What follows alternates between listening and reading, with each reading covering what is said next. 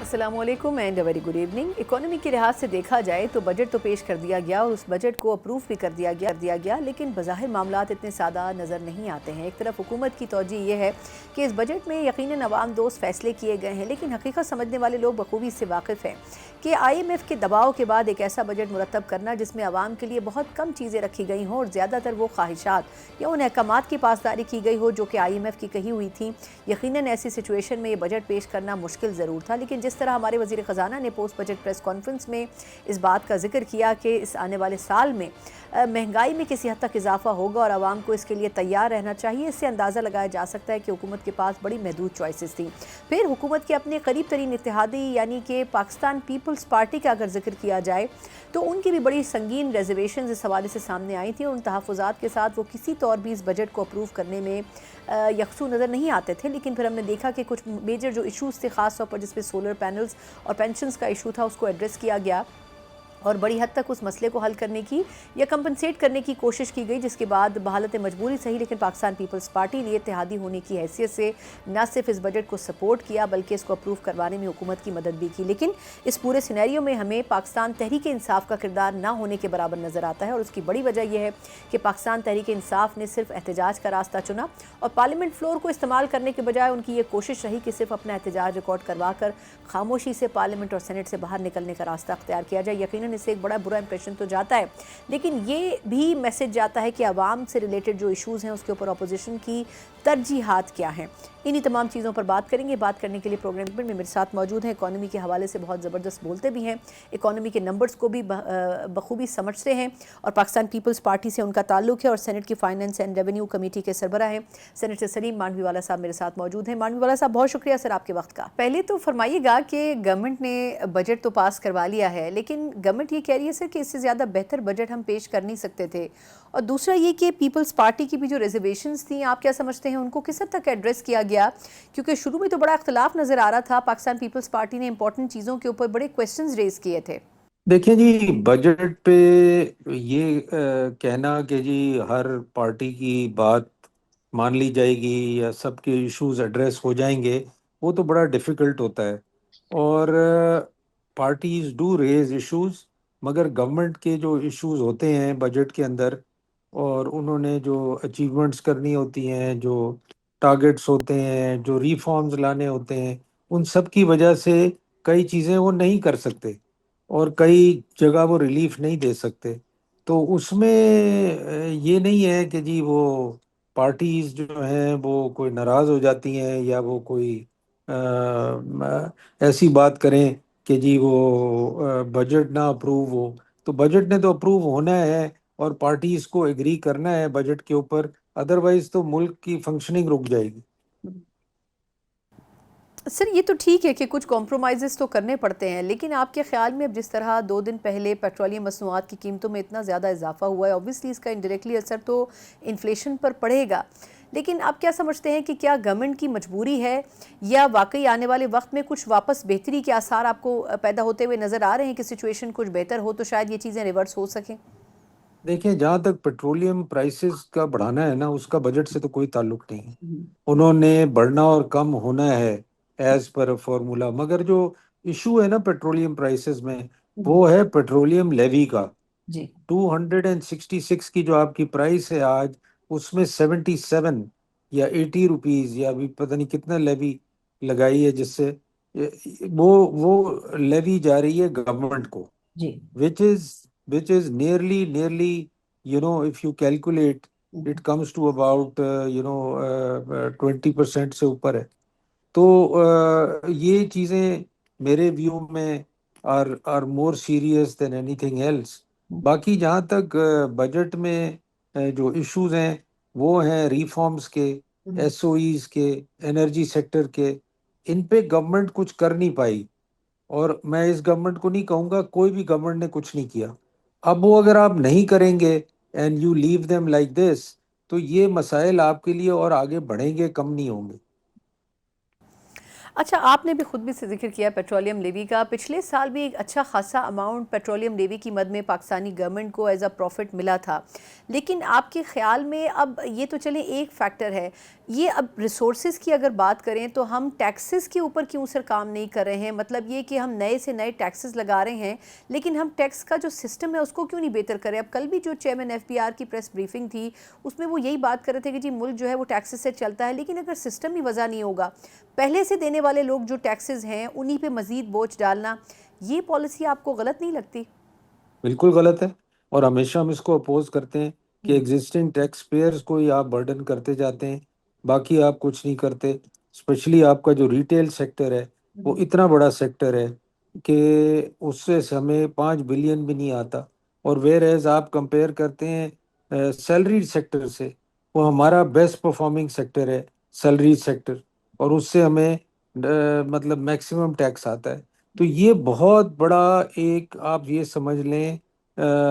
Difference ہے ان دا tax collection system, کہ جو لوگوں کو ٹیکس دینا چاہیے وہ ٹیکس نہیں دیتے، اور جو لوگوں کو آپ بائی فورس ٹیکس لے لیتے ہیں، ان سے بائی سورس ٹیکس لے لیتے ہیں، وہ آپ کے بیسٹ ٹیکس پیئرز بن جاتے ہیں۔ تو یہ ہمارے ایف بی آر کا جو سسٹم ہے وہی خراب ہے، اور جب تک یہ اس میں ریفارمز نہیں آئیں گے، چینجز نہیں آئیں گے، یہ مجھے نہیں لگتا کہ ہمارا ٹیکس سسٹم ٹھیک ہوگا۔ اچھا، ایف بی آر سے متعلق مانوی والا صاحب لاسٹ کویسچن کروں گی کہ آپ کے خیال میں اب جس طرح پچھلے سال بھی سپر ٹیکس سے کئی لوگ بچے، تقریباً 1,000 کے قریب بتایا جا رہا تھا کہ لوگ تھے انہوں نے ٹیکس ہی نہیں دیا، جو کہ ایک ہائی پروفائل جو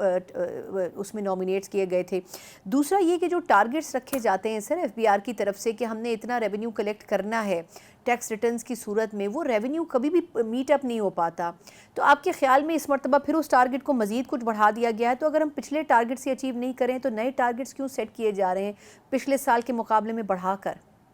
دیکھیں سر، مسئلہ یہ ہے کہ ہمارا جو ٹیکس، ہمارا جو بجٹ میکنگ پروسیس ہے نا، وہی غلط ہے۔ ہم پہلے اپنا ایکسپنس نکالتے ہیں، اس کے بعد ہم اب کہتے ہیں کہ اب ہم دیکھتے ہیں کہ ہمارا ریونیو کہاں سے آئے گا۔ ہم بیسیکلی اپنا ریونیو نہیں دیکھتے اور اپنا ایکسپنس اس پہ کیلکولیٹ نہیں کرتے۔ تو جب تک ہم اس طریقے سے نہیں کریں گے کہ یہ ہمارا ریونیو ہے، اسی میں ہم نے رہنا ہے، اسی میں اپنا بجٹ چلانا ہے، ہم پہلے اپنا ایکسپنس کیلکولیٹ کرتے ہیں کہ ہم نے اس سال کتنا خرچہ کرنا ہے، اور پھر ہم دیکھتے ہیں کہ جی ہمارا ریونیو کہاں سے آئے گا۔ اسی لیے ایف بی آر کہتے ہیں کہ جی یہ ہمارے ٹارگٹس تو ہیں ہی نہیں، یہ تو ٹارگٹس ہمیں دیتی ہے فائنانس منسٹری، کہ آپ نے اتنے پیسے ریکور کر کے ہمیں دینے ہیں، تو اس میں تو شارٹ فال آنا ہی آنا ہے، ہم سے تھوڑی وہ پوچھتے ہیں کہ آپ یہ ریکور کر سکتے ہیں کہ نہیں۔ یہ مسئلہ ہے۔ بالکل درست کہہ رہے ہیں۔ اچھا، اب لیکن یہ نشاندہی جس طرح آپ خود بھی کر رہے ہیں، آپ جیسے بہت سے لوگ ابھی بھی موجود ہیں گورنمنٹ میں بھی اپوزیشن میں بھی جو کہ سین وائسز ہیں، لیکن آپ کو سر کیا سمجھتے ہیں رکاوٹ کیا ہے؟ مطلب ہم آئی ایم ایف کے پاس بھی جا رہے ہیں اور ہم پروگرام بھی کمپلیٹ کر رہے ہیں، لیکن اب وزیر خزانہ صاحب جو بجٹ لا رہے تھے انہوں نے کہا جی اس سال کچھ مہنگائی میں بڑھنے کی، جو مہنگائی کے بڑھنے کی رفتار ہے کچھ تیز ہو سکتی ہے۔ کیا سمجھتے ہیں آپ کہ وہ جو ٹارگٹس پچھلے سال تو ہم بالکل ڈیفالٹ کی سچویشن پہ تھے، اب کچھ بہتری کے آثار ہیں، تو کتنی لانگ ٹرم پالیسی کی ضرورت ہے؟ ہم 2-3 سال سے آگے کا سوچتے نہیں ہیں، یہ کون پھر پلاننگ کرے گا؟ جو اقتدار میں ہے وہ نہیں کر رہے تو پھر کس کا یہ ذمہ داری بنتی ہے؟ دیکھیے، میں سمجھتا ہوں کہ اس میں سب سے بڑی ذمہ داری ہماری بیوروکریسی کی ہے، جو کہ اس پہ کوئی کام نہیں کرتی، کوئی پلان نہیں بناتی، اور کوئی سیاستدان بھی بیٹھ کے کوئی آگے کا پلان نہیں بناتے۔ اب ہم نے 4.5 سال کا آپ نے پروگرام کیا آئی ایم ایف میں، 1 سال اس میں سے گزر گیا، اب 3.5 سال آپ کے رہ گئے۔ 1 سال میں آپ جو آپ نے پروگرام کیا اس میں آپ کچھ بھی اچیو نہیں کر سکے ود دی آئی ایم ایف۔ اب آپ کے پاس 3.5 سال رہ گئے ہیں پروگرام کے، اب اس میں اگر آپ نہیں اچیو کر پائیں گے تو وہی آپ کی ٹرم تو ختم ہو گئی 5 سال میں، you are back to square one. اب پھر نئے لوگ آئیں گے، وہ پھر نئے طریقے سے آئی ایم ایف سے ڈیل کریں گے، اور وہ پھر ریفارم کرنے جائیں گے۔ تو یہ میں پچھلے 10-15 سال سے یہی پروسیس دیکھ رہا ہوں،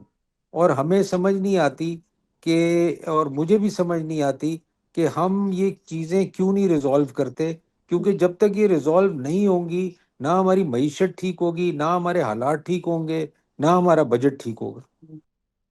اچھا اب سر بات تو آپ کی تمام جو ہیں وہ بالکل کلیئر ہیں، پریسائز ہیں سچویشن کی مناسبت سے، لیکن اگر دو تین سیکٹرز کی میں بات کروں، پھر کچھ سیاسی آپ سے سوالوں پہ ٹیک چاہیے ہوگا، جیسے ایگریکلچر سیکٹر ہے ہمارا، ٹیلی کام سیکٹر ہے، انڈسٹریل سیکٹر ہے، یہ تمام جو چیزیں ہیں جو کہ پاکستان جن کے اوپر ریلائی کر سکتا ہے، ہم ان کے اوپر کام کیوں نہیں کر پا رہے ہیں ابھی تک صحیح معنوں میں؟ مطلب ہم ایگریکلچر سیکٹر کو اتنا ہم نے کولیپس کر دیا ہے، انڈسٹریز ویسی ہی ہماری رو رہی ہیں، تو ہم کس طریقے سے پھر اپنے آپ کو انڈیپینڈنٹ کر سکتے ہیں کہ ہماری آمدن خود ملک کے اندر سے جنریٹ ہو؟ دیکھیں، ول کی بات ہے سنا، اگر آپ کرنا چاہیں تو سب کچھ ہو سکتا ہے، اگر آپ نہ کرنا چاہیں تو کچھ بھی نہیں ہوگا۔ اور ابھی بھی میں سمجھتا ہوں آپ پی آئی کی پرائیویٹائزیشن آپ کے سامنے ہے، دوسری آرگنائزیشنز کی پرائیویٹائزیشن آپ کے سامنے ہے، کچھ بھی ہم ایک سال میں ایک چیز نہیں کر سکے، پورا ایک سال ایسے ہی گزر گیا without achieving any indicator that we had fixed for ourselves کہ ہم نے یہ کرنا ہے۔ تو اب یہ میں تو اب اس کو انکمپٹنس کے علاوہ کیا کہہ سکتا ہوں؟ گورنمنٹ کی بھی انکمپٹنس ہے، بیوروکریسی تو ہے ہی ہماری انکمپٹنٹ، تو پھر آپ کیا ایکسپیکٹ کرتے ہیں؟ یہی ہوگا۔ توقع کیا کی جا سکتی ہے، درست کہہ رہے ہیں۔ اچھا سر، اب ایک مسئلہ اپوزیشن کا بھی ہے، مطلب اگر گورنمنٹ چلے کچھ چند اچھے کام کرنے کی کوشش بھی کرے تو اس میں بھی کوئی سپورٹ نہیں ملتی ہے، وہ آپ کو کتنا سیریس ہوتی ہوئی نظر آتی ہے؟ کور ایشوز جن کے اوپر کھڑے ہو کر عوام کے مسائل کی بات ہونی چاہیے، اس پر پیپلز پارٹی گفتگو کر رہی ہوتی ہے اتحادی ہو کے، لیکن اپوزیشن احتجاج کے علاوہ اور کچھ کرتی ہوئی نظر نہیں آتی، چاہے پارلیمنٹ ہو یا سینٹ میں۔ اپوزیشن تو دیکھیں نا ایک ہی کام کرتی ہے، قیدی نمبر 804 عمران خان کو رہا کرو۔ ان کے پاس نہ کوئی ایجنڈا ہوتا ہے، ان کے پاس نہ کوئی تجویز ہوتی ہے، نہ ان کے پاس کوئی اور چیز ہوتی ہے، ان کی ایک ہی رٹ ہے، وہ لے کے لگے رہتے ہیں، تصویریں لے کے آ جاتے ہیں، اور کوئی بات تو کرتے ہی نہیں ہیں۔ اور سوری ٹو سے جب ان کی گورنمنٹ بھی تھی تب بھی کوئی بات ان کی طرف سے نہیں ہوتی تھی، ہم کچھ پوچھتے تھے تو وہ ان کے جواب بھی بس یہی ہوتے تھے کہ جی جب آپ آئیں گے آپ کر لیجئے گا۔ مطلب I don't find them serious either in opposition or opposition playing a productive role for the government or for the opposition۔ تو الٹیمیٹ سلوشن سر آپ کو کیا نظر آ رہا ہے؟ آپ نے بات تو صحیح کہی ہے کہ خان صاحب کی رہائی ان کا الٹیمیٹ ٹارگٹ بھی ہے، ڈیمانڈ بھی ہے، لیکن اس وقت آپ کو، ویسے ہے تھوڑا پولیٹیکل کویسچن لیکن بڑے ادب کے ساتھ آپ سے پوچھنا چاہوں گی کہ آپ کو کیا لگتا ہے کہ کیا اس وقت گورنمنٹ سنجیدہ ہے مذاکرات کی بات کرنے میں؟ شہباز شریف صاحب ان سے ملے تو صحیح ہیں کچھ دنوں پہلے اسمبلی فلور پہ۔ میرا خیال ہے گورنمنٹ کا تو کوئی ایشو اتنا نہیں ہے، ان کا اپنا ایشو ہے، جو وہ چیزیں چاہتے ہیں for the release with the release of Imran Khan, وہ ہو نہیں سکتی، اور وہ ہو نہیں سکتی اس کی وجہ سے وہ کہتے ہیں کہ جی ہمیں پھر منظور نہیں ہے، ہم اسی طرح ٹھیک ہیں۔ اچھا لیکن آپ کے خیال میں سر اب جو مخصوص نشستوں کا ڈیسیجن آیا ہے اس کے بعد تو اب جو سیٹیں ہیں وہ obviously تمام اتحادی جماعتوں میں تقسیم ہوں گی، اس کے بعد آپ کتنا اسٹرینتھن ہوتے ہوئے دیکھ رہے ہیں حکومت اور اتحادیوں کو؟ اور جو ریزرویشن اس کے اوپر پی ٹی آئی اٹھا رہی ہے، آپ کو کیا لگتا ہے کہ اب کورٹ کے فیصلے کے بعد وہ اتنی آسانی سے وہ سیٹیں جانے دیں گے گورنمنٹ اور ان کے الائز کو؟ دیکھیں ان کے پاس تو کوئی چوائس نہیں ہے نا، وہ تو دیکھیں اگر ایک کورٹ کا ڈیسیشن آ گیا اور سپریم کورٹ کا آ گیا، they could have contested their case, they could have gone, they could have tried. اور پی ٹی آئی کا یہی مسئلہ ہے کہ وہ کبھی بھی چیزوں کو at the right forum deal نہیں کرتے، وہ چاہتے ہیں ہم سڑکوں پہ ڈیل کریں، کنٹینر پہ ڈیل کریں، ہم ادھر کریں، مگر at the right forum deal نہ کریں، ایٹ دا رائٹ فورم اس کو کنٹیسٹ نہ کریں، اور اسی لیے they remain in this problem. تو سر اگر تو بات چیت کی بات ہو تو آپ سمجھتے ہیں کہ پیپلز پارٹی اگر ریکمینڈ کرے گی تو کن شرائط پر پھر پی ٹی آئی سے بات ہونی چاہیے؟ آپ اپوزیشن کو مائنس تو نہیں کر سکتے سسٹم سے دیکھیں ان اینی کیس؟ ہماری طرف سے تو کوئی شرائط نہیں ہے ان کے اوپر، ہم نے تو کوئی شرط نہیں لگائی، ہم تو جو بھی ایشو آتا ہے اس کو ہم ایز اٹ از ڈیل کرتے ہیں، جو ہمارا موقف ہوتا ہے ہم پیش کرتے ہیں، پھر جو بھی آگے ڈیسائیڈ ہو، جیسے ساری پارٹیاں ڈیسائیڈ کریں۔ ٹھیک۔ اچھا لاسٹ کویسچن سر، آپ کیا سمجھتے ہیں کہ یہ جو گورنمنٹ ہے اس نے ڈیفالٹ سے تو پاکستان کو بڑی حد تک سچویشن سے باہر نکالا ہے، لیکن آپ کو لگتا ہے کہ جو بھی اگلے 3-4 سال اس گورنمنٹ کے موجود ہیں اس میں ہم کتنے سسٹینیبل سچویشن کی طرف اکنامکلی جاتے ہوئے نظر آ رہے ہیں؟ دیکھیں یہ پاکستان کا سب سے لمبا اور سب سے important I M F programme ہے، میں نے اس سے بڑا پروگرام کبھی نہیں دیکھا پاکستان کا، اور اس میں اگر ہم چیزیں ٹھیک نہیں کر پائے نا مجھے نہیں لگتا ہے کہ پھر آئندہ آنے والے سالوں میں اس پروگرام کے بعد ہم کچھ کر پائیں گے. تو ہمیں پوری کوشش کرنی چاہیے کہ اس 3.5 سال میں ہمیں جو جو چیزیں اچیو کرنی ہیں آئی ایم ایف پروگرام میں وہ اچیو کر کے ان کو امپلیمنٹ کرنا چاہیے، اور پاکستان کو پیر مطلب ہمیں پیر پہ کھڑے ہو جانا چاہیے. بہت بہت شکریہ. سینیٹر سلیم مانوی والا صاحب ہمارے ساتھ موجود تھے، پاکستان پیپلز پارٹی کے سینئر رہنما اور سینٹ کی فائننس اینڈ ریونیو کمیٹی کے سربراہ. یقیناً گورنمنٹ کے پاس جس طرح سے ہم بار ذکر کر چکے ہیں کہ چوائسز بہت محدود تھیں اور شاید بہت ایکسپیکٹیشنز اس بجٹ سے لگانا بڑا مشکل تھا، اور یہ ثابت بھی ہوتا ہے. خود حکومت کے جو اتحادی ہیں وہ بھی اس رائے سے متفق نظر آتے ہیں. ایک مختصر وقفے کے بعد ہم بات کرنے جا رہے ہیں کہ اپوزیشن کی سب سے بڑی جماعت پاکستان تحریک انصاف بالآخر مخصوص نشستوں سے ہاتھ دھو بیٹھی ہے، لیکن مستقبل کی حکمت عملی کیا ہوگی، ان سے جانیں گے ایک بریک کے بعد. بریک کے بعد ایک بار پھر آپ کو خوش آمدید کہتے ہیں. الیکشن کمیشن نے آج بڑا امپورٹنٹ سٹیپ لیا جب سپریم کورٹ کی طرف سے مخصوص نشستوں کے حوالے سے جو فیصلہ سامنے آیا تھا، اس کے بعد اب اسی فیصلے کی روشنی میں جو مخصوص نشستیں ہیں ان کی بحالی کا نوٹیفیکیشن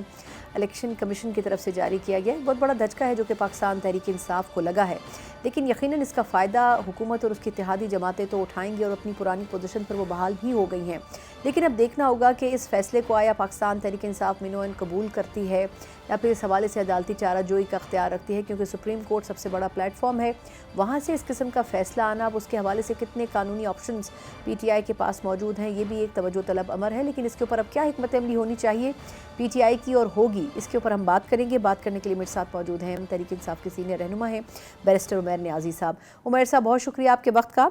پہلے تو فرمائیے گا کہ آپ کے نزدیک یہ جو الیکشن کمیشن نے مخصوص نشستوں سے متعلق فیصلے کے بعد یہ جو اپنا آپشن کھولا ہے کہ ایک طریقے سے نوٹیفیکیشن انہوں نے دیا ہے اور اس کے بعد اب پرانی جو پوزیشن ہے وہ بحال ہو گئی ہیں اب ان تمام سیٹس کی، آپ کیا سمجھتے ہیں کہ یہ سپریم کورٹ کے فیصلے کو ہی جواز بنا کر یہ قدم اٹھایا گیا ہے، یا اس کے پیچھے الیکشن کمیشن کی اپنی بھی کوئی سوچ موجود ہے؟ بسم اللہ الرحمن الرحیم. بنیادی طور پہ تو دیکھیں 12 جولائی کا فیصلہ جس کو سیٹ اسائیڈ اب 27 جولائی کے فیصلے کے ذریعے کیا گیا ہے، ایک تو تحریک انصاف نے اس پہ اپنا ایک واضح موقف دیا کہ وہ پروپورشنل ریپرزنٹیشن کے پرنسپل کے اگینسٹ ہے. باقی ای سی پی کا جو رول جو نوٹیفیکیشن کرنا یہ تو سب کو پتہ ہے، یہ تو ہونا ہی تھا. باقی اس کو کس طرح سے اب آگے انٹرپریٹ کرتے ہیں فردر، دیکھیں اس میں دو طرح کی آپشنز ہیں، کیونکہ 12 جولائی کے فیصلے میں ایک ڈسٹنکشن کریٹ ہوئی تھی نیشنل اسمبلی کی حد تک کہ 39 سیٹس اور 41 سیٹس والی، کہ 39 پی ٹی آئی کے اور 41 کو انڈیپینڈنٹ قرار دے دیا تھا. اب جو الیکشن کمیشن نے کیا ہے اس صورتحال کو ختم کر دیا ہے. اب یہاں جو غور طلب بات ہوگی، آیا اس نوٹیفیکیشن کے بعد پی ٹی آئی والے کیا ایس آئی سی والی پوزیشن میں واپس چلے گئے ہیں یا وہ انڈیپینڈنٹ ہو گئے ہیں؟ میری اپنی انٹرپریٹیشن یہ ہے کہ اب کیونکہ 12 جولائی والا فیصلہ ختم کیا ہے تو وہ ایس آئی سی والی سٹیج پہ واپس ہو گئے ہیں. تو جن اراکین نے اسمبلی نے ایس آئی سی کے ایفیڈیوٹس اس وقت جمع کرائے تھے فوراً الیکشن کے بعد 3 دن کے اندر، ان کی پوزیشن ایس آئی سی کے ساتھ ہی رہے گی. یہ بھی فرمائے گا محسوس نشستوں کا یہ جو فیصلہ آیا ہے سپریم کورٹ کا، اس کے بعد اب پی ٹی آئی کی رائے کیا ہے، قانونی چارہ جوئی کیا کرنی ہے؟ کچھ لوگوں کی رائے یہ ہے کہ کیونکہ سپریم کورٹ سے ڈیسیجن آ چکا ہے تو اب زیادہ آپشن پی ٹی آئی کے پاس بچے نہیں ہیں، لیکن کیا پھر بھی آپ نظر ثانی اپیل کے طور پر پی ٹی آئی جماعت کی حیثیت سے سپریم کورٹ سے رجوع کرنا چاہیں گے؟ دیکھیں نظر ثانی تو آلریڈی اس کیس میں فائل ہوئی تھی اور اسی مسلم لیگ نون کی نظر ثانی پہ یہ فیصلہ آ گیا. اب قانونی لحاظ سے اگر اسٹرکٹلی لیگلی سپیکنگ بات کریں تو اس کے بعد کوئی آپشن بچتی نہیں ہے، مگر میں سمجھتا ہوں کہ یہ پی ٹی آئی کے لیے نقصان دہ نہیں ہے، یہ اوور آل جمہوری عمل کے لیے نقصان دہ ہے. دیکھیں اضافی سیٹیں ملنے سے کوئی پی ٹی آئی کی نمبر گیم اتنی کو واضح بدل نہیں جانی تھی. اصل جو چوری 8 فروری کو ہوئی تھی وہ تو وہیں برقرار ہے. 20 سیٹیں اور اضافی اگر ریزرو کی صورت میں مل جاتی ہیں وہ پی ٹی آئی کی پوزیشن نہیں بنتی، مگر ان سیٹوں کو نون لیگ اور پیپلز پارٹی کو دینے سے میں سمجھتا ہوں کہ یہ سسٹم یرغمال ہو گیا ہے. اب نون لیگ اور پیپلز پارٹی کو آنے والے وقتوں میں وہ کام کرنے پڑیں گے جو میں سمجھتا ہوں کہ جمہوریت کے لیے نقصان دہ ہوں گے، اور ساتھ ہی ساتھ وہ آئین کے خد و خال کو اتنا بگاڑ دیں گے. اور خاص طور پہ پیپلز پارٹی جو بڑا اطراتی تھی کہ 73 کا آئین ہم نے دیا، آج وہ سٹیج میں ہم جا رہے ہیں کہ انہی کے ہاتھوں سے 73 کے آئین کا قتل ہوگا. یہ بھی فرمائیے گا کہ اس فیصلے کے بعد اب پی ٹی آئی کی جو سیاسی حکمت عملی ہے وہ کیا ہونے جا رہی ہے، کیونکہ پارلیمنٹ میں تو اب نمبر آپ کا مزید محدود ہو گیا ایک طرح سے، تو اب کیا کہیں گے کہ آپ لوگ اب مؤثر نمائندگی کیسے پیش کریں گے اپوزیشن کی، کیونکہ آپ کی جو سیٹس ہیں وہ پہلے سے بھی زیادہ مختصر ہو گئی ہیں، تو اس حوالے سے کوئی حکمت عملی وضع کی گئی ہے؟ دیکھیں، مؤثر نمائندگی کبھی بھی نمبر کے ساتھ نہیں ہوتی، یہ تو پولیٹیکل ول ہونی چاہیے۔ آپ نے خود دیکھا 97 کے الیکشن کے بعد جب لینڈ سلائیڈ ایک سائیڈ نے نمبر گیم کر لی تو اسی ایوان میں بے نظیر بھٹو نے بیٹھ کے اپوزیشن کی، وہ تگڑی ایک اپوزیشن کی، تو نمبر نہیں میٹر کرتا۔ پی ٹی آئی کی اپنی لائن و لینتھ الائنمنٹ ٹھیک ہونی چاہیے، سیاسی لحاظ پہ جو عمران خان صاحب کی ڈائریکشن ہے اس کو فالو کریں، تو میں نہیں سمجھتا کہ اتنا کوئی بڑا مسئلہ ہے ایک افیکٹو اپوزیشن کرنے میں۔ عمر صاحب یہ فرمائے گا کہ آج پاکستان تحریک انصاف کی پارلیمانی پارٹی کا بھی اجلاس ہوا اور اس میں سننے میں یہ آ رہا ہے کہ بڑے اختلافات کھل کر سامنے آئے، ان ریزرویشنز کا بھی اظہار کیا گیا کہ اسلام آباد کا رخ کرنے کے بجائے ہمیں پورے ملک میں احتجاجی تحریک شروع کرنی چاہیے، کارکنوں کو نکالنا چاہیے گھروں سے باہر، لیکن آپ سمجھتے ہیں کہ وہ جو ایشوز ایڈریس کیے گئے اس کے بعد اب پارٹی کسی سمت میں سٹریم لائن ہوتی نظر آئے گی؟ کیونکہ بظاہر تو لگ رہا تھا جو انسائیڈ سٹوری آئی ہے کہ ایک دوسرے کے حوالے سے بہت زیادہ ریزرویشنز تھی پی ٹی آئی کی قیادت میں۔ نہیں، میں سمجھتا ہوں آج کی پارلیمانی پارٹی ایک بڑا اچھا موقع تھا کہ ایک بڑے فیصلے کے بعد ایک ایسا فیصلہ جس کو نہ صرف پی ٹی آئی نے مسترد کیا بلکہ عوام بھی مسترد کرتے ہیں، اس کے بعد یہ نشست ہونی ضروری تھی، کیونکہ کچھ حلقوں کی طرف سے چیمہ گوئیاں ہو رہی تھی کہ شاید نمبر گیم چینج ہونے کے بعد دوبارہ سے چھانگا مانگا کی سیاست اس ملک میں شروع ہوگی اور کے پی کے کی گورنمنٹ کو بھی خطرہ ہو سکتا ہے۔ تو آج وہ تمام خدشات وہ دفن ہو کے رہ گئے جب تمام ایم پی ایس کے پی کے آئے، علی امین خود آئے، پھر پارٹی کی اور دوسری لیڈرشپ آئی، تو دونوں نے ایک دوسرے پہ کانفیڈنس شو کیا۔ باقی جن ایشوز پہ بات ہوئی، جو آپ پروٹیسٹ وغیرہ کی بات کریں، دیکھیں وہ تو عمران خان آلریڈی کہہ چکے ہیں کہ اس دفعہ ہم نے اسلام آباد نہیں آنا، ہم جو ہے نا ایک ڈیفرنٹ اسٹریٹجی پہ کام کر رہے ہیں۔ عمر صاحب یہ بھی فرمائے گا کہ جیل سے ایک دن پہلے پاکستان تحریک انصاف کی لیڈرشپ جو ہے اس کے لیے کھلا خط لکھا گیا ہے اور اس میں مذاکرات کا مشورہ دیا گیا ہے خان صاحب کو۔ اب یہ فرمائے گا کہ آپ کے خیال میں اس بارے میں خان صاحب نے ابھی تک کوئی جواب دیا ہے یا ان کی معلومات میں وہ خط پہنچا ہے ابھی؟ لیٹر تو کل پبلک ہوا ہے، اوپن لیٹر ہے، پارٹی لیڈرشپ تک پہنچ گیا، اور میں سمجھتا ہوں کہ جب بھی پارٹی لیڈرشپ کو پہلا موقع ملے گا عمران خان صاحب سے ملنے کا تو یہ چیز زیر بحث آئے گی۔ اس لیٹر کی سگنیفیکنس اس طرح سے دیکھیں سیاسی عمل میں کوئی بھی یہ نہیں کہہ سکتا کہ مذاکرات کی اہمیت نہیں ہے، مذاکرات کی ہمیشہ اہمیت رہتی ہے، مگر مذاکرات کو معنی خیز بنانے کے لیے ظاہری بات ہے دونوں پارٹیز کا سیریسنس کا احاطہ کرنا پڑتا ہے، اور جب بھی آپ کوئی تحریک شروع کرتے ہیں میرے خیال سے وہ تحریک آپ کو قریب لاتی ہے دوسری سائیڈ کو ٹیبل پہ لانے کے لیے، تو یہ ایک اچھی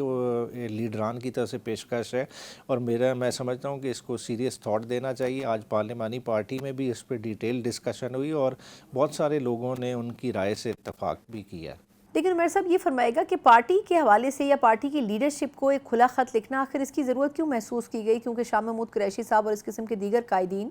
یہ تو ویسے بھی بات چیت کر سکتے تھے، لیکن اگر کھلا خط لکھا گیا ہے تو یہ پیغام بظاہر دینے کی کوشش پارٹی کو کیوں کی جا رہی ہے؟ دیکھیں اس میں دو اینگلز ہو سکتے ہیں۔ ایک تو دیکھیں جب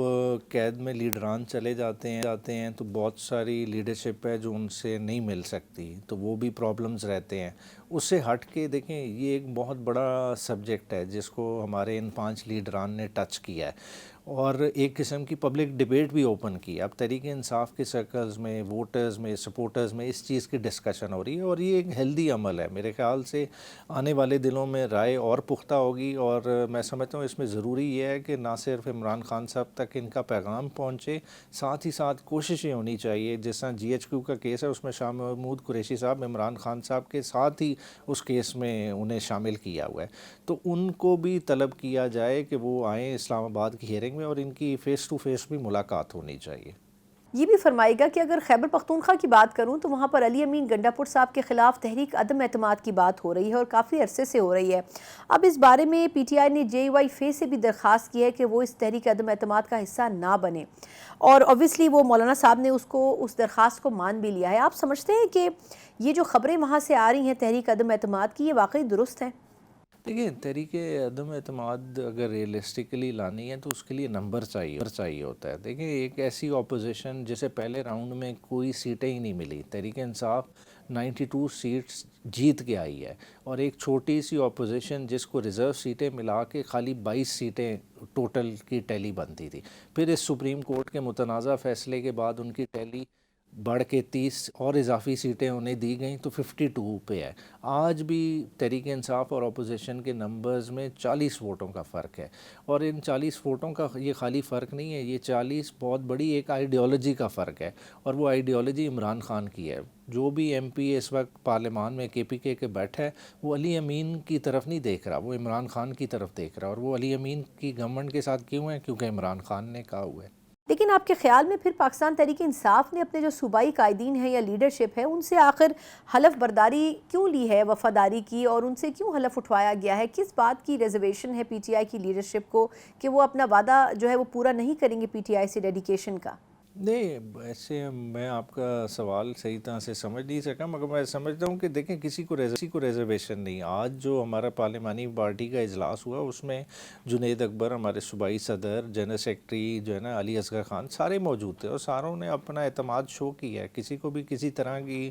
جو ہے نا ریزرویشن نہیں ہے. اور اگر ریزرویشن نہ بھی ہو، جس دن عمران خان نے کہنا ہے کہ جی مجھے اور کوئی پلیئر چاہیے تو سارے اس نئے پلیئر کے ساتھ کھڑے ہوں گے.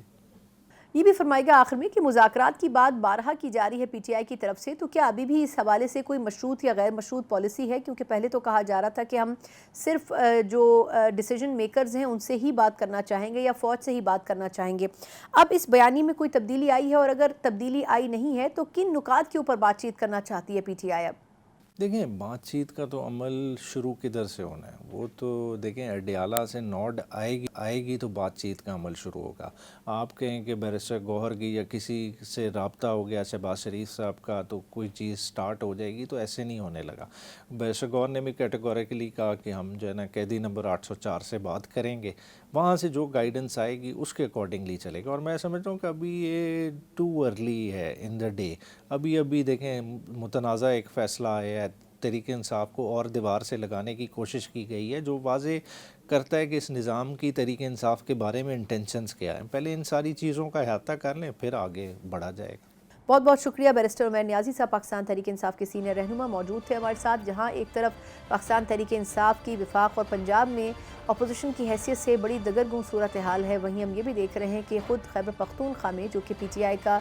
مین مرکز سمجھا جا رہا تھا حکومت کے لحاظ سے، وہاں پر بھی علی امین گنڈا پور صاحب کے حوالے سے بڑی افواہیں گردش کر رہی ہیں کہ آیا پتہ نہیں وہ اپنی حکومت کو بچا سکیں گے یا پھر نہیں. ایک مختصر وقفہ اور اس کے بعد کچھ دیگر ایشوز کے اوپر بات کریں گے. بریک کے بعد ایک بار پھر آپ کو خوش آمدید کہتے ہیں. جس طرح ہم نے پروگرام کے شروع میں بات کی کہ کس طریقے سے اس وقت کے بجٹ کے بعد گورنمنٹ جس طریقے سے کریڈٹ لے رہی ہے کہ ہم نے صورتحال کو پچھلے ایک سال میں کافی حد تک بہتر کر دیا ہے، وہیں ریسنٹلی پیٹرولیم مصنوعات کی قیمتوں میں جو ہوش شبہ اضافہ ہوا اس کے بعد یقیناً عوام کے ہوش بھی اڑ گئے ہیں. لیکن جہاں یہ بات کی جا رہی ہے کہ بجٹ سے اس کا کوئی تعلق نہیں ہے کیونکہ انٹرنیشنل مارکیٹ سے ان تمام پرائسز کو لنک کیا جاتا ہے، وہیں یہ بھی دیکھنا پڑے گا کہ ان تمام پرائسز کے اس طرح ہائک پہ جانے سے کس حد تک مہنگائی میں اضافہ ہونے جا رہا ہے. کسی حد تک تو مہنگائی میں اضافے کی بات وزیر خزانہ نے پریڈکٹ کر دی تھی بجٹ کے موقع پر، لیکن اتنا اضافہ ہو سکتا ہے یہ بڑا ایک مشکل امر تھا، اور اس کے اوپر یقیناً اتنے کم وقت میں عمل درآمد ہونا عوام کے لیے بھی لمحہ فکریہ ہے. لیکن اب دیکھا جائے گا کہ آیا انٹرنیشنل مارکیٹ کے لحاظ سے اگر ان پرائس کو ٹیلی کیا جائے تو کیا اس میں آنے والے وقت میں کچھ کمی آ بھی سکے گی یا پھر نہیں آ سکے گی. دوسرا ہم یہ بھی دیکھ رہے ہیں کہ نئے مالی سال کے حوالے سے جہاں کچھ مثبت خبریں بھی آ رہی ہیں، وہیں گورنمنٹ کے لیے ان کو سسٹین کرنا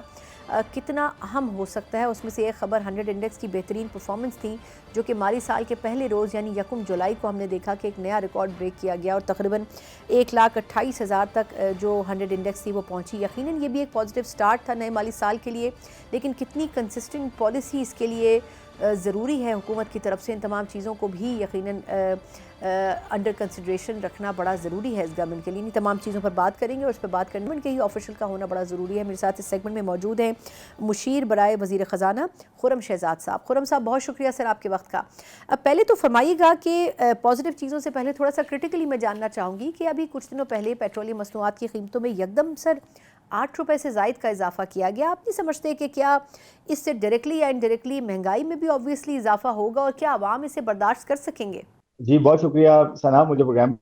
میں لینے کے لیے. اور اس میں یہ بتاتا چلوں کہ دیکھیں آئل پرائسز کا جو انکریز تھا گلوبل مارکیٹ میں اس کا ایک امپیکٹ آیا ہے لوکل پیٹرولیم پروڈکٹ پرائسز پہ اور پیٹرول کی قیمت میں اضافہ ہوا. اس کی ایک بڑی وجہ آپ کو پتا ہے ایران کی جو وار تھی اسرائیل کے ساتھ, وہ جو 6-7 دن 8 دن کا ایک امپیکٹ تھا, جس سے آئل پرائسز جو ہیں وہ رفلی کوئی $64-65 پر بیرل سے اٹھ کے $75-76 پہ چلی گئی تھیں within matter of a week or so. تو اس کی وجہ سے یہ خدشہ لاحق ہو رہا تھا کہ جلدی سودے کیے جائیں اور جلدی کانٹریکٹس کو, جو پرائسز بڑھ رہی ہیں اس میں جتنا کم پرائس پہ لاک ان کر سکیں اتنا امپیکٹ کم آئے. اور یہ خدشات آگے تھے کہ ہو سکتا ہے ڈالر, یہ جو آئل ہے یہ $100 کو بھی کراس کر جائے, 120 تک پہنچ جائے. اور یہ جو وار تھی اس کو بہت زیادہ پھیلنے کا خدشہ تھا. اور آپ کو پتا ہے کہ یہ جو پٹی ہے مڈل ایسٹ کی, ایک اس میں ایک رستہ ہے جسے اسٹریٹ آف ہرمز کہا جاتا ہے, جہاں سے 20% دنیا کا آئل گزرتا ہے, اور گیس بھی کچھ حد تک یہاں سے جاتی ہے. یہ پورا یہ China, Pakistan, China, India, Japan, پوری جو ایشیا پیسیفک کی بیلٹ ہے, سارا جو آئل ہے وہ یہیں سے گزر کے ان کو ملتا ہے, ان ساری اکانومیز کو. تو ایک بڑا خدشہ لاگ تھا کہ ایران اس رستے کو بند نہ کر دے, اس کی وجہ سے آئل پرائسز بہت زیادہ اوپر چلی جاتی, اور اس کی وجہ سے جو ہے آرڈرز جو ہے وہ دیے گئے جلدی. تو اسی میں یہ سارے کنٹریز کو یہ فیس کرنا پڑا ہے آلموسٹ. آپ دیکھیں یو اے میں بھی جو ہے قیمت میں اضافہ ٹو این ایکسٹینٹ ہوا ہے. ایون مڈل ایسٹ میں جو آئل پروڈیوس کرتے ہیں, تو آئل پرائسز کا بڑھنا وہ ایک بیچ میں جو ایک امپیکٹ آیا ہے, یہ اس کا اثر ہے. اور پھر ہوا یہ فارچونیٹلی کہ جنگ رک گئی اور ایک لائمل طے پا گیا اور آئل پرائسز پھر واپس آ گئی. تو اس وقت تک جو ہے, جب 15 دن گزر چکے تھے تو اس وقت تک تو یہ ہو چکا تھا. تو مجھے لگتا یہ ہے کہ آئل پرائسز واپس آئیں گے تو اس کا امپیکٹ پھر پاس آن بھی ہوگا, لیکن کتنا ہوگا یہ 15 دن کے اینڈ میں پتہ چلتا ہے.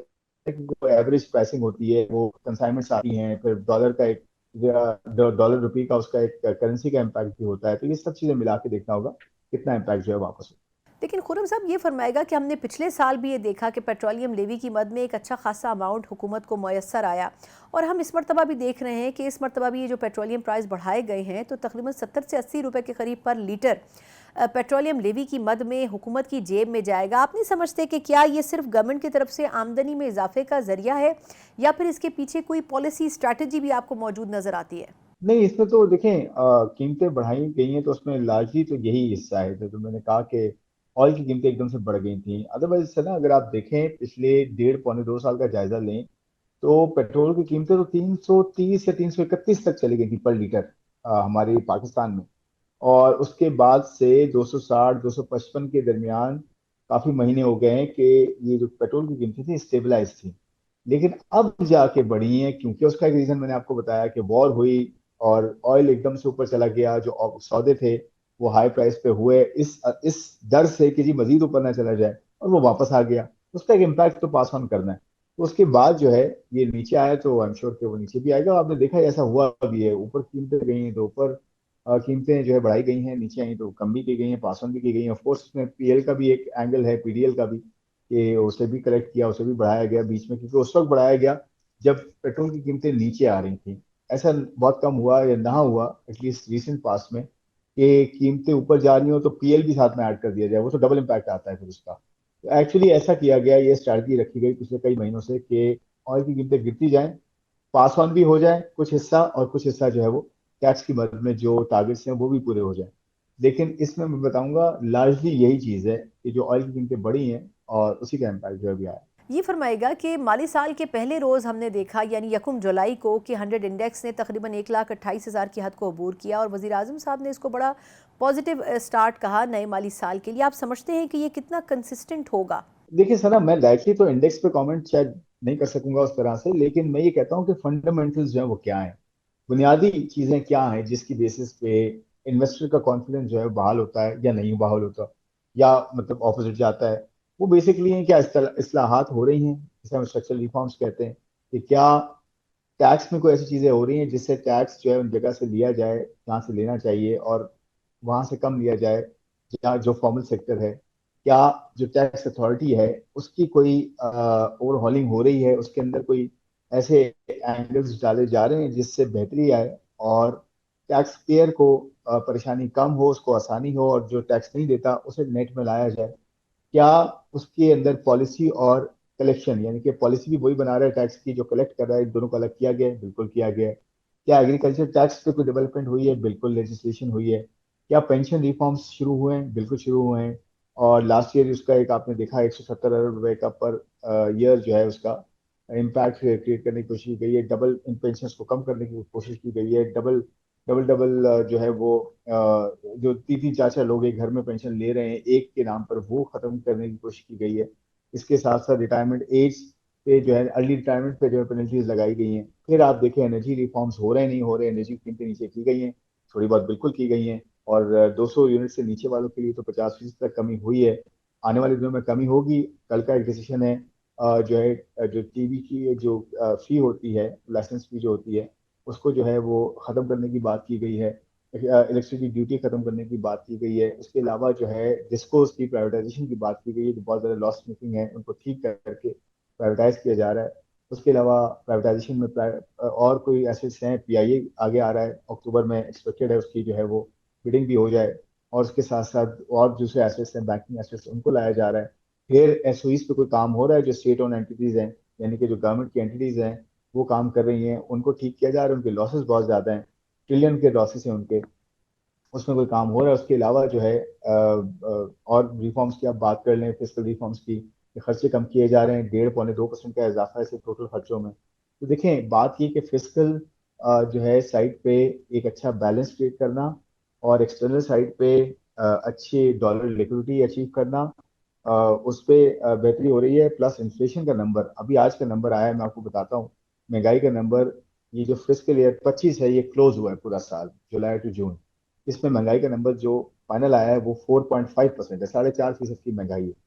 अब ये वाला जो रफ्तार है, ये 2016 के बाद जो है ये देखी गई है, यानी कि तकरीबन 9 साल का लो है। तो महंगाई की रफ्तार में कमी होना, और उसके साथ साथ जो है इस तरह के रिफॉर्म्स होना, ये सब चीजें मिल के कॉन्फिडेंस देती है इन्वेस्टर्स को। और ये स्टॉक मार्केट में जो आपको नजर आता है, पूरी दुनिया में ऐसा होता है, कैपिटल मार्केट्स में इन्वेस्टर अपना बिहेवियर बताते हैं, अपना अपना इंडोर्समेंट देते हैं, अपना जो है वो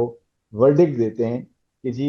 हमें ये बेहतर लग रहा है या नहीं लग रहा। तो मैं ये कहूंगा कि स्टॉक मार्केट, ये सारे काम होते रहेंगे, स्टॉक मार्केट का उसके ऊपर इम्पैक्ट पॉजिटिव आता रहेगा। ये काम कहीं रुकते हैं, कहीं कंटिन्यूटी नहीं होती, ये कोई प्रॉब्लम्स होती हैं, सिस्टम आगे चलते हुए थोड़ी रुकावट की शिकार होता है, डेफिनेटली उसका इम्पैक्ट आप देखेंगे स्टॉक मार्केट पे, कैपिटल मार्केट्स पे, और इन जनरल इन्वेस्टर सेंटिमेंट पे आता है। बट होप ये है कि जो कंटिन्यूटी होगी, बेहतरी होगी, स्टेबिलिटी हो रही है, ऐसा ऐसा ग्रोथ बेहतर होगी, इन्फ्लेशन कम रहेगी, इंटरेस्ट रेट्स कम रहेंगे, टैक्सेशन में ऐसा ऐसा कमी होगी, और एनर्जी प्राइसेस में कमी होगी, रुपया और स्टेबल रहेगा। ये सब चीजें सामने रखते हुए मेरे ख्याल में स्टॉक मार्केट में भी इस हिसाब से जो है वो बेहतरी नजर आ रही है। लास्टली ये फरमाएगा कि हमने देखा कि पिछले साल तकरीबन 1026 के करीब टैक्स दहंदगान थे जिन्होंने सुपर टैक्स देने की कोशिश ही नहीं की। आप क्या समझते हैं कि इस वजह से कौमी ख़जाने को तकरीबन 167 अरब रुपए से ज़ायद का नुकसान तो उठाना पड़ा, लेकिन हमने कोई कार्रवाई करते हुए एफबीआर को नहीं देखा। तो आप नहीं समझते कि क्या एफबीआर टैक्स चोरों को पकड़ने के लिए किसी हिकमत अमली को मुरत्तब दे, बजाय इसके कि जो ऑलरेडी लोग टैक्स दे रहे हैं उनके ऊपर ही मजीद टैक्सेस का बोझ बढ़ाया जाए? जी बिल्कुल, देखें, मैं जो इन्फोर्समेंट कंप्लायंस की बात कर रहा हूँ वो इसी तरह से ही है। जी। एक नंबर के हिसाब से 189,000 जो इंडिविजुअल्स हैं, जो 1600 अरब रुपए का टैक्स जो है वो या तो चोरी करते हैं या वो देते ही नहीं है, ठीक है ना। और अब देखें, ये चीज़ें ऑफ कोर्स लास्ट ईयर का अगर इन्फोर्समेंट एंड कंप्लायंस के थ्रू एफबीआर ने अमाउंट अच्छी कलेक्ट की है, तो आप इसको एक्सपेक्ट करें कि इस साल उससे बेहतर होगी, और होनी चाहिए, क्योंकि इसी के थ्रू आगे बढ़ा जा सकता है। ये तो हो ही नहीं सकता ना कि वापस उन्हीं के पास जाएं जिनसे टैक्स ऑलरेडी लिया जा रहा है। उन पर तो ऑलरेडी टैक्स कम करने की कोशिश की गई है, और ये मेरे ख्याल में पिछले कोई कई सालों में अगर आप देखें तो सना, आपको भी याद होगा, आप भी बहुत टाइम से कवर कर रही हैं चीज़ों को, कि टैक्स एक मतलब पाकिस्तान में बढ़ जाता है तो वापस बहुत कम होता है। अब जो है कोशिश ये की गई है कि टैक्स को वापस किया जाए, और सैलरी क्लास को, देखिए हम इस पर बहस कर सकते हैं बिल्कुल कि कम है या ज्यादा है या कितना होना चाहिए, ये तो बिल्कुल ठीक है, लेकिन शुरुआत तो करें ना कम करने की। बहुत बहुत शुक्रिया। मेरे साथ मौजूद थे खुर्रम शहजाद साहब, जो कि बड़ी हद तक इस हवाले से ब्रीफ भी कर रहे थे, मुशीर हैं बराए वज़ीर ख़जाना, कि किस हद तक ये बजट इकनॉमिकली बेहतर हो सकता है, और शायद गवर्नमेंट के पास जो महदूद वसाइल हैं उसको अगर मद्देनज़र रखा जाए तो इससे बेहतर ऑप्शन शायद हुकूमत के पास मैसर नहीं आएगा। एक मुख्तसर वक्फे के बाद हम बात करने जा रहे हैं कि किस हद तक जो इकॉनमी की सिचुएशन है अपनी जगह, लेकिन जो माशरती मसाइल हैं उनको एड्रेस करने के लिए हुकूमत पाकिस्तान के अक़दामात कर रही है। इस पर बात करेंगे एक ब्रेक के बाद। ब्रेक के बाद एक बार फिर हम खुशामदीद कहते हैं, जहां पाकिस्तान की हुकूमत बहुत से ऐसी चीज़ों और शोबाजात में काम करते हैं जिससे यकीनन पाकिस्तान का जो माशरती सतह पर जो एक लेवल है उसमें यकीनन एक पॉजिटिव मैसेज भी उसमें नज़र आए, और ख़ास तौर पर आवाम में ये अंडरस्टैंडिंग भी बेहतर तरीके से पैदा होनी चाहिए कि किस हद तक पाकिस्तान में बैनुल अक़वामी सतह के लिहाज से जो बैनुल मज़ाहिब हम आहंगी है वो पाई जाती है, और उसको तक़वियत देना भी अमूमी तौर पर जो पाकिस्तानी स्टेट है उसकी ज़िम्मेदारी होती है, और उस ज़िम्मेदारी को बखूबी अंदाज में अंजाम दिया जाता है। इस वक्त की भी हुकूमत इस तरह के कई ऐसे मेजर्स ले रही है और माजी की हुकूमतें भी लेती आई हैं, लेकिन बुनियादी तौर पर माशरती सतह के ऊपर इसका किस हद तक इसकी ज़रूरत मौजूद है, और ऑब्वियसली इसका कंपैरिजन अगर दूसरी नेशन से किया जाए तो पाकिस्तान उसमें कितना और किस हद तक सबकत ले चुका है, यकीनन ये काबिल सताइश है, लेकिन अभी भी एक लंबा और तवील सफ़र बाकी है। लेकिन क्या कुछ इस सफ़र में हम अचीव करते आ रहे हैं पिछले कुछ अरसे के दौरान, इसके ऊपर भी बात करनी बड़ी ज़रूरी है। और क्या हम अपने जो टारगेट्स हैं, हमारे जो अपने बुनियादी इस हवाले से जो हमने इस हवाले से जो महल वक़ूफ़ की मुनासबत से हमने जो टारगेट्स रखे हैं, क्या उनको अचीव करने में पाकिस्तान और पाकिस्तान की स्टेट और पाकिस्तान के अवाम कामयाब हो सकें, इसके ऊपर ज़रा बात करना चाहेंगे। और इस पर बात के साथ मौजूद हैं मौलाना तैयब कुरैशी साहब, जो कि मारूफ मजहबी स्कॉलर हैं। तैयब कुरैशी साहब, बहुत शुक्रिया आपके वक्त के लिए। पहले तो फरमाइएगा कि आपके ख़्याल में पाकिस्तान का आइन ऑब्वियसली हर जो कौमियत से ताल्लुक़ रखने वाले लोग हैं उनके लिए मसावी हुकूक़ की बात करता है, लेकिन अगर मौलाना साहब देखा जाए तो आपके ख़्याल में अगर दूसरी नेशन से, कौमों से हम कंपेयर करें अपने आप को, हम कहाँ पर आपको खड़े नज़र आते हैं और किस हद तक हमने दूसरों से बेहतर परफॉर्म किया है, और आप क्या समझते हैं कि इसमें मज़ीद कितनी बेहतरी आने की ज़रूरत है? बिस्मिल्लाहिर्रहमानिर्रहीम। सबसे पहले तो आपका बहुत शुक्रिया। यकीनन ये बड़ा अहम मौजू है, और आजकल के हालात के तनाजुर में देखें, पाकिस्तान अल्हम्दुलिल्लाह आपने देख लिया अति हालिया पाकिस्तान हिंदुस्तान का जो मार्का था उसके तनाजुर में मैं आपको कह सकता हूं कि पूरे पाकिस्तान में और खुसूसन खैबर पुख्तनख्वा की तमाम अक़लियतें हमारे साथ मिल के इकट्ठे वो आके रोडों पे भी आई, सड़कों पे भी आई, और उन्होंने माशाल्लाह यकजहती का इजहार भी किया। इससे पहले जितने भी वाक़यात पाकिस्तान में अनफॉर्चुनेटली हुए अक़लियतों के ख़िलाफ़, तो सारी अक़लियतों ने मिल के बैक आवाज़ हो के ये कहा कि पाकिस्तान में या पाकिस्तान के जो लोग हैं यहाँ पे या दीगर उनके साथ जो मज़ाहिब हैं उन्हें उनसे कोई शिकायत नहीं है, और अगर कोई वाक़यात हुए भी हैं तो उसमें यकीनन मुल्क दुश्मन अनासिर जो हैं वो उसके पीछे जो है वो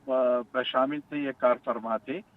तो अल्हम्दुलिल्लाह पाकिस्तान में जो डाइवर्सिटी आपको नजर आती है इसमें कोई शक नहीं है। हमारे पड़ोस में आप हिंदुस्तान में देखें, मुसलमानों के साथ तो चले वो जो भी वहाँ पे उनका सलूक हो रहा है, लेकिन वहाँ पे क्रिश्चियनिटी, वहाँ पे सिख, जो दीगर अक़लियतें हैं वो चीख चीख के पुकार रहे हैं कि हमारे हुकूक जो है वो छीन लिए गए और हमारे साथ जुल्म हो रहा है, ज्यादती हो रही है। उसके मुकाबले में अगर पाकिस्तान देखें तो अल्हम्दुलिल्लाह पाकिस्तान की जो पिक्चर और तस्वीर है वो इंतहाई खूबसूरत है, और पाकिस्तान के हर एक सूबे में